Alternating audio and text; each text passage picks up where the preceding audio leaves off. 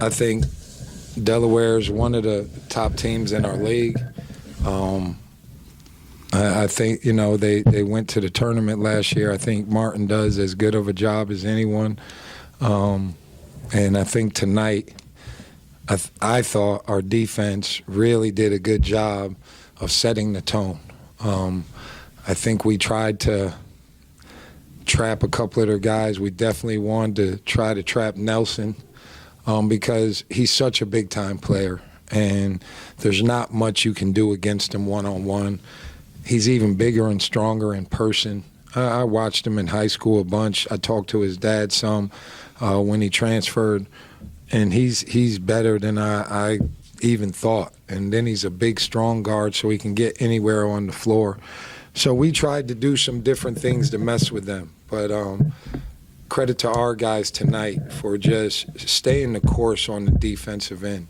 We've been trying to get better at having great help side, great pressure on the ball with the help side, and then finishing with a rebound.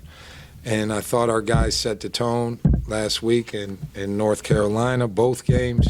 We were fortunate to get over the hump against A&T, and then it carried tonight. And it's a credit to all these guys. And I want to definitely give a little bit of a shout-out to Teron Allen. And everybody thinks that he's scoring, and he is. But Teron has really stepped up on defense and talking. And it's changed the makeup of our group because we got a lot of guys that want to say it, but sometimes we won't. And Teron and Jakari talks all the time about anything, so that's natural for him. But these two have taken it upon themselves to make our defense be a talking defense. And since they've done that, we've played a lot better. So credit to these kids. They're making it exciting. And I just told them I'm so happy for them because we haven't won a lot.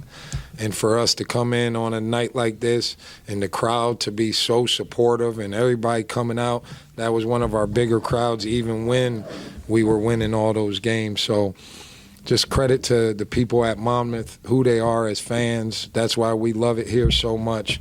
But these guys are great kids that I'm so happy they got over the hump tonight at home for our fans. Can you talk about the confidence this group is showing now over the last few weeks? It seems to be building game by game. Well, I've said, these guys keep showing up every single day. Every day to work, like everybody else is like, well, how are you keeping them up? No, we're not walking around. I'm never going to hang my head. I'm just not that guy.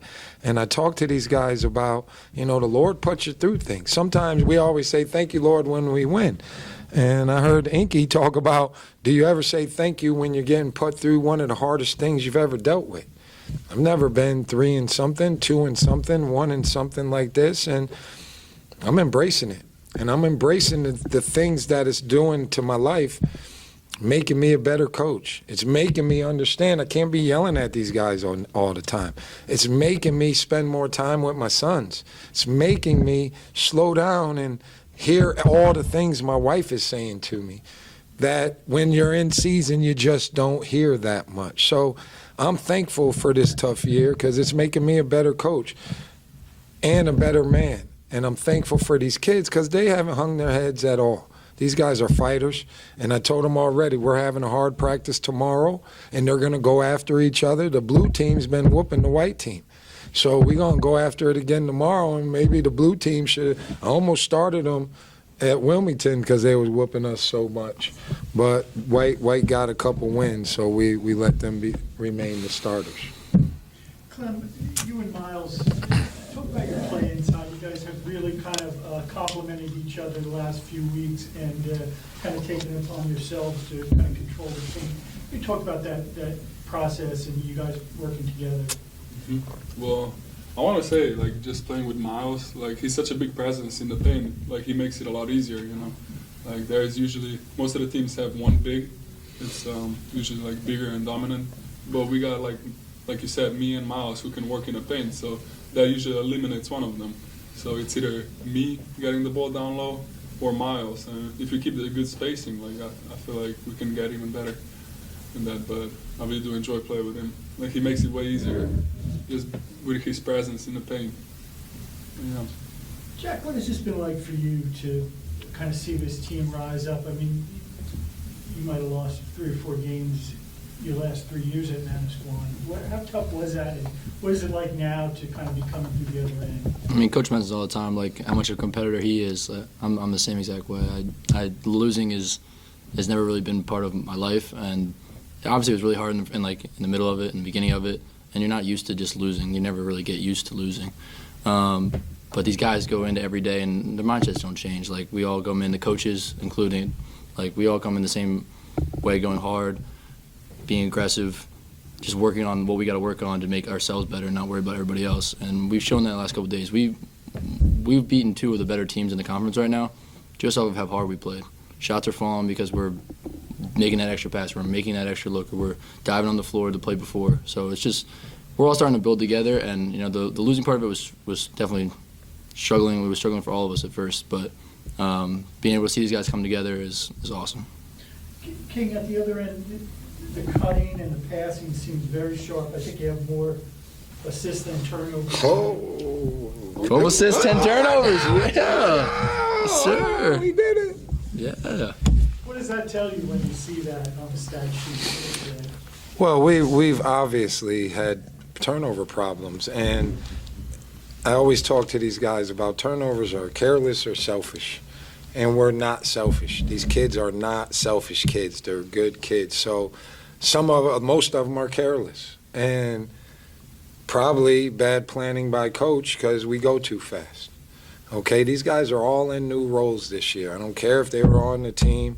Every person's in a new role, and I keep having them go fast. And it's how I like to do it, but, you know, I've had some great assistant coaches here, and Jamal Meeks used to always say, King, you're really good at calling plays, man. Why don't you just call the game, the whole game? And I've tried to, the last couple games, slow my guys down a little bit and give them something instead of just letting them figure it out and going down and everything is a read. So we've slowed down a little bit, and I'm trying to give them things. I can watch what guys are running against us and pick it apart a little bit. I like to teach my guys how to do that. And, you know, last year I did call a lot more plays, and, you know, I'm reluctant to be the guy standing up every time telling them what to do because I want to teach basketball and then allow them to play.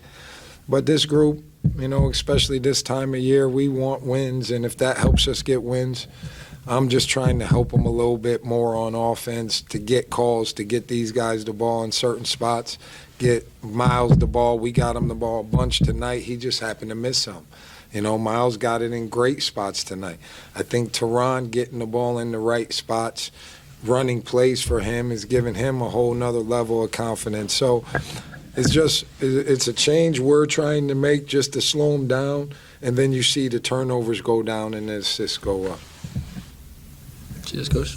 0 turnovers right there for Jack Ellis. You lying. That's a misprint. 0. That's a misprint. Sorry. I saw 3 of them that you tried to get ready to throw, and I'm glad you didn't. They were the normal Jack Collins passes, and he didn't. Yeah, don't. He got a couple for you. You guys really put the game away at the free throw line. I would think that's nice to see. I'll tell you, that's been everybody's supposed to make 100 a day, okay, for the whole season. That's what we've been on. You can tell who does it, and you can tell who doesn't. Because if you just do 100 a day, the ball starts coming off your hand like you know it's going in. So when guys are up there and they're looking all nervous, I can tell he's not doing his 100. But, you know, they're college athletes. I think it got in our head for a while, and now guys are really practicing like they're supposed to. So our free throws will go up and help us down the stretch, I think. Thank you. Appreciate it. Thank you.